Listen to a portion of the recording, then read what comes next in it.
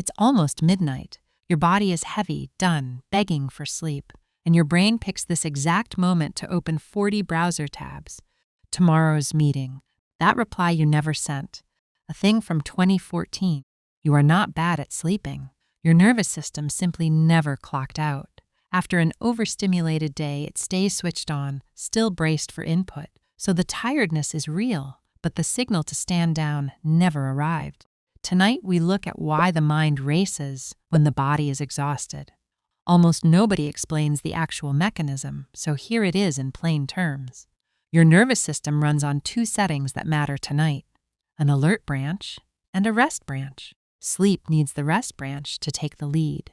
But after an overstimulated day, the alert branch is still running things. So your body can be flat exhausted while your system stays switched on. People have a name for that gap for a reason: tired but wired. It's not a character flaw. It's a nervous system that never got a clear end-of-day signal. And here's the part that changes everything. That alert branch doesn't take orders. You can't lie there and command yourself to relax. It does the opposite. But it does respond to certain cues. There's one specific signal it's quietly waiting for. Small, physical, and more doable than you'd expect. That's where we're headed. First, the reason the racing even happens.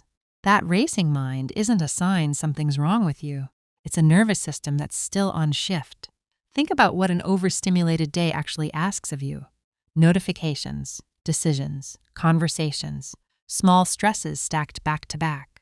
Each one gives the alert branch a tiny nudge to stay ready. By evening, that branch has been holding the line for 16 hours. It doesn't clock out just because you turned off the lights. So you lie down and the racing starts. Tomorrow's meeting, that awkward thing you said, a memory from a decade ago for absolutely no reason. That isn't your mind failing to sleep.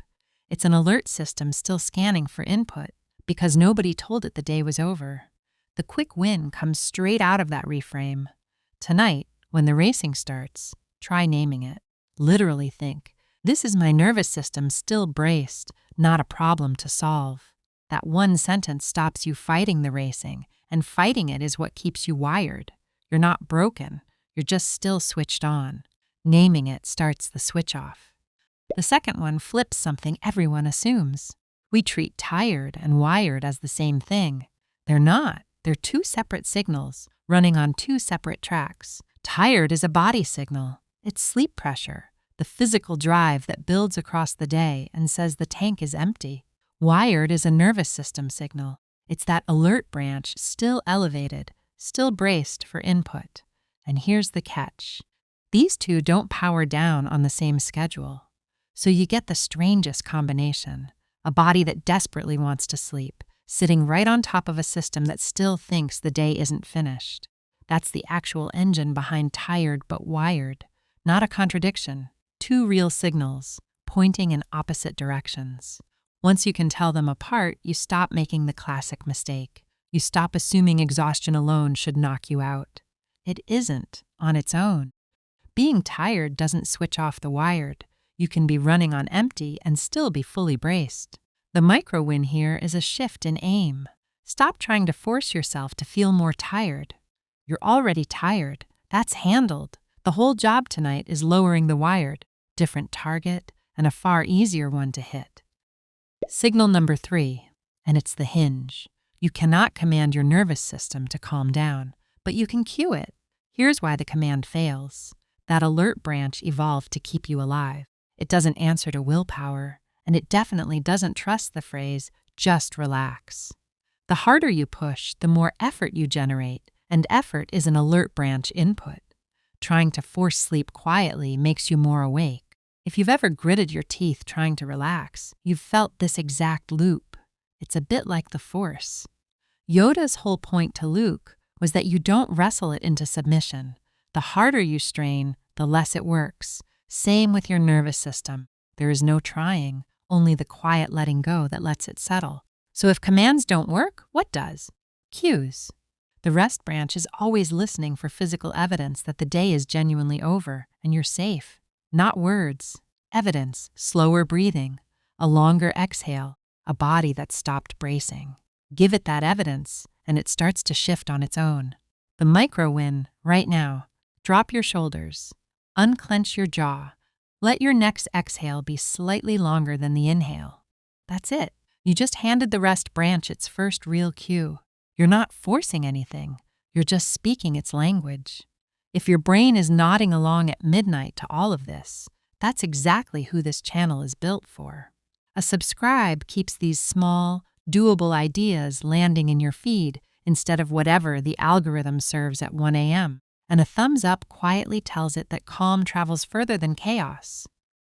Fourth on the list, and it's the one promised at the start, the specific cue the rest branch is genuinely waiting for. It comes down to a single move, your exhale. Here's the mechanism, kept simple. When your exhale runs longer than your inhale, you gently stimulate the vagus nerve. That's the main line into your rest branch. A long exhale is one of the few direct physical ways to nudge your system from alert toward rest. Not a metaphor, an actual lever wired into your body. There's solid science here, not just vibes. Researchers at Stanford, including Dr. Andrew Huberman and Dr. David Spiegel, ran a controlled trial on a pattern called cyclic sighing. 2 inhales through the nose, then a long, slow exhale out the mouth. It beat other breathing styles, and it beat meditation for lifting mood and slowing the breath. The exhale is the active ingredient. Speaking of small signals doing heavy lifting, this connects to an earlier video on 5 sleep mistakes most people never notice. That one's about what you do before bed. This one's about the switch underneath it all. They stack nicely. The micro win, and it's tiny. Tonight, do a handful of long exhales. In through the nose, slow sigh out the mouth. Make the out-breath the longest part. Even a minute of that is real evidence to your rest branch that the day is finally over. And the last one, the smallest shift of all, it's not about a technique. It's about time. Your nervous system doesn't have a cliff edge. It has a runway. We tend to expect an off switch. Lights out, asleep in seconds, like flipping a switch. But that alert branch was elevated all day. It winds down gradually on a slope, not a switch. Expecting the switch is half of why the waiting feels so maddening, so give it the runway. That means the last stretch of your evening isn't wasted time. It's the descent. Dimmer, slower, quieter. Not one dramatic wind-down ritual, just a gentler final gear before you actually lie down. Here's the reframe that lands it. Winding down isn't something you do to earn sleep.